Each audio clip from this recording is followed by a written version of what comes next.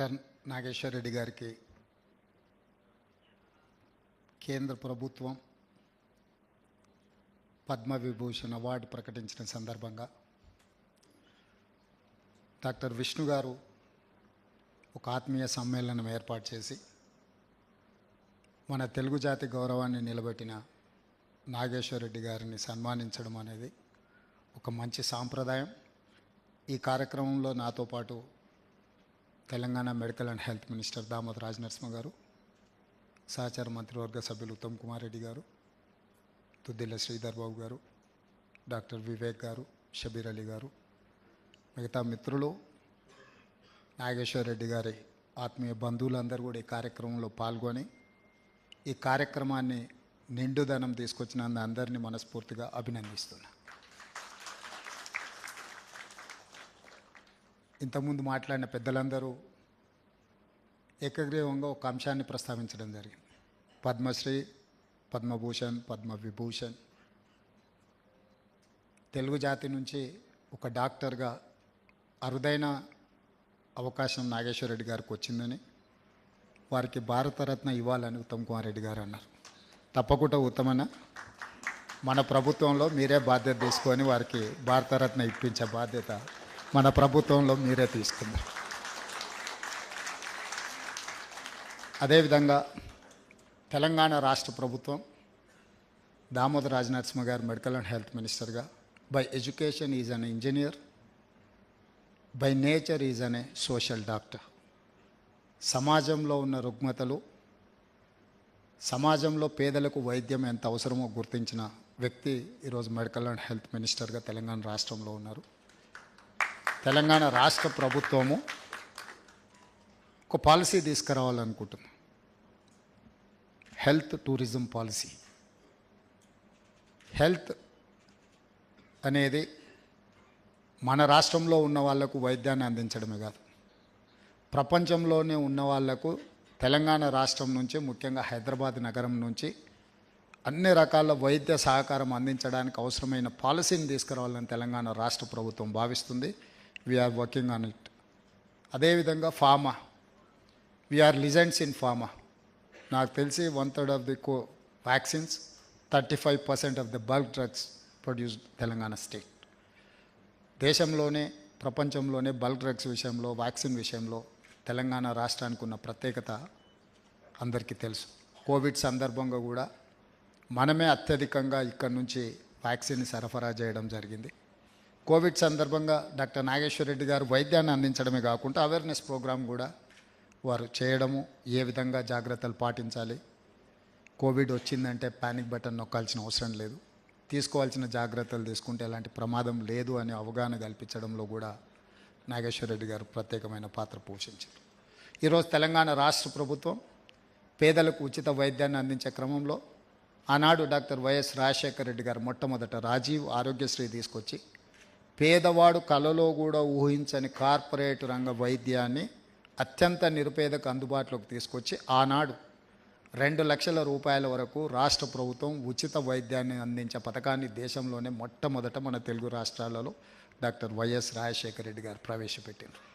ఆ పథకం ఈరోజు తెలంగాణ రాష్ట్రంలో రాజీవ్ ఆరోగ్యశ్రీ పథకానికి నేను ముఖ్యమంత్రి అయిన 2వ రోజే 10 లక్షల రూపాయల వరకు ప్రతి పేదవాడికి వైద్యాన్ని ఉచితంగా అందించడానికి సంపూర్ణమైన నిర్ణయం తీసుకున్నాం.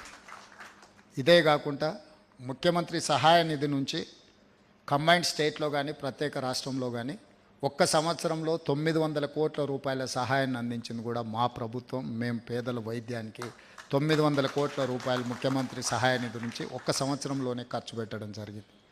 ఇవన్నీ కూడా ఖర్చు. ఏదైనా సమస్య వచ్చిన తర్వాత మనం ఆ సమస్యను పరిష్కరించడానికి, వైద్యం అందించడానికి ఖర్చు పెడుతున్నాం.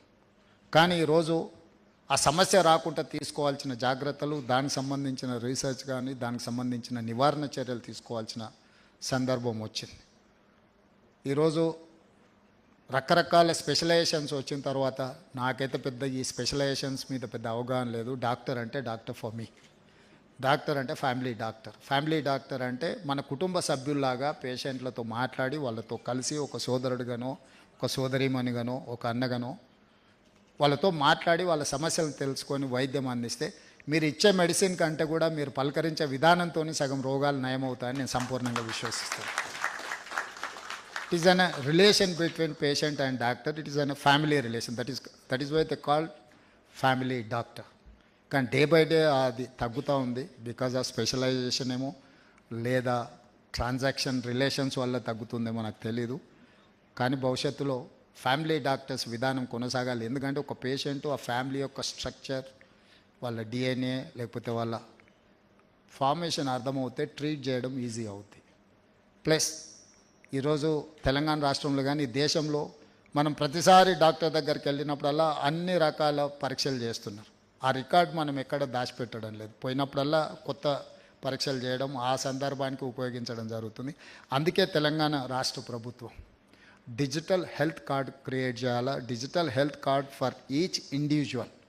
డేటా ప్రైవసీ యాక్ట్తో పాటు ఒక వ్యక్తి హాస్పిటల్కి వెళ్తే అతనికి అందించిన ప్రతి సందర్భంలో డిజిటలైజ్ చేస్తే భవిష్యత్తులో అతను హాస్పిటల్కి ఏ డాక్టర్ దగ్గరికి వెళ్ళినా కూడా అంతకంటే ముందు ఏం ట్రీట్మెంట్ జరిగింది, ఏం మెడిసిన్ వాడినరు, అంతకంటే ముందు డాక్టర్లు ఏ రకమైన వైద్యాన్ని అందించారు అని తెలిస్తే ఆ పేషెంట్ను ట్రీట్ చేయడం ఈజీ అవుతుంది. అందుకే తెలంగాణ రాష్ట్ర ప్రభుత్వం దామోదర రాజనరసింహ గారు డిజిటల్ హెల్త్ కార్డ్ని తెలంగాణ రాష్ట్రంలో తీసుకురావడానికి ప్రయత్నం చేస్తున్నాం. కంప్లీట్గా ఈ రాష్ట్రంలో ఉండే ప్రతి పౌరుడి యొక్క హెల్త్ కండిషన్ని డిజిటలైజ్ చేసి డిజిటల్ హెల్త్ కార్డ్ ఇవ్వడానికి ప్రభుత్వం అన్ని రకాల చర్యలు చేపడుతుంది. ఇది భవిష్యత్తులో డాక్టర్లకి ఇది ఒక అసెట్. డేటానే అసెట్. మనం అందరం ఇప్పుడు బంగ్లాలు లేకపోతే ప్లాట్లు, ల్యాండ్స్ ఇవన్నిటిని అసెట్ అనుకుంటున్నాను. Going forward I don't think so. All these physical structures are not assets, only data is asset. ఆ అసెట్ని క్రియేట్ చేసే పని మీద తెలంగాణ రాష్ట్ర ప్రభుత్వం ప్రయత్నం చేస్తుంది. అందులో మేము సంపూర్ణంగా డాక్టర్ నాగేశ్వర రెడ్డి గారి సహకారాన్ని రాష్ట్ర ప్రభుత్వం ఆశిస్తుంది. ఎందుకంటే మనం రోల్ మోడల్గా ఉండదలుచుకున్నాం. ఒకప్పుడు ఏ సమస్య వచ్చినా వైద్యానికి విదేశాలకు వెళ్తున్నారని మనం చదివేవాళ్ళం.